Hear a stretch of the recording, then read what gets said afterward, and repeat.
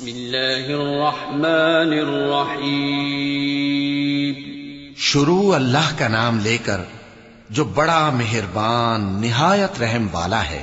والسماء والطارق وما أدراك ما الطارق النجم الثاقب إن كل نفس لما عليها حافظ فلينظر الإنسان مما خلق من ماء دافق يخرج من بين الصلب والترائب.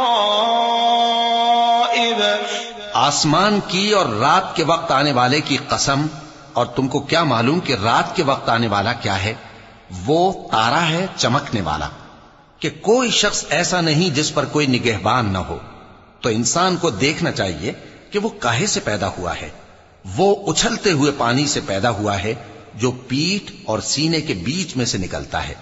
إنه على رجعه لقادر يوم تبلى السرائر فما له من قوة ولا ناصر.